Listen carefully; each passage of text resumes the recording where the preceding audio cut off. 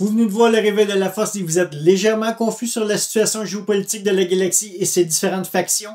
Je vous vulgarise le tout dans quelques instants. Je suis Danny Pépin et vous écoutez Star Wars en direct express.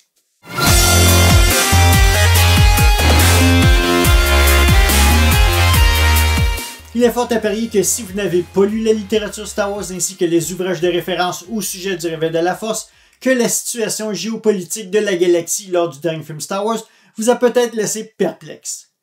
Voici la version courte de l'histoire.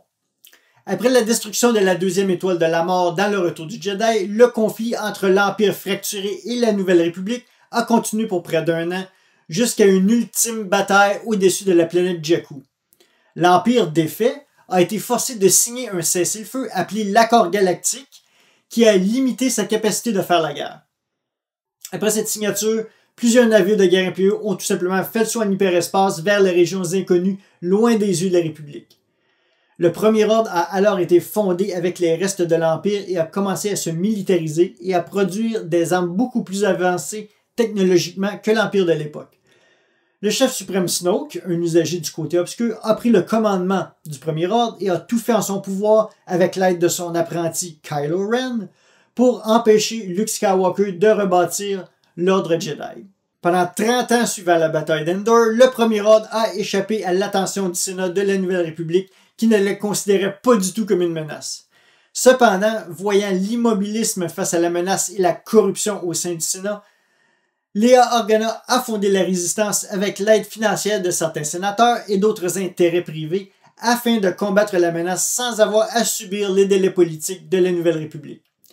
Cette opération parallèle menée par la générale Leia Organa est tolérée, mais n'est pas très appréciée par la Nouvelle République car elle agit hors des cadres légaux et ça pourrait provoquer une nouvelle guerre civile galactique. Le Premier Ordre, lui, déteste la résistance car il est une épine dans son agenda politique de regagner sa place dans l'échiquier galactique avec le support de certains sénateurs. La résistance est une milice indépendante que le Premier Ordre considère tout simplement comme des terroristes. Rappelez-vous, pour ceux qui suivaient les spoilers, que la résistance avait sa propre arme de destruction massive dans les premières versions du scénario du Réveil de la Force. Maintenant, la planète sur laquelle se trouvait la Nouvelle République et qui a été détruite par la base Starkillers dans le film n'était pas Coruscant, mais bel et bien Osnian Prime.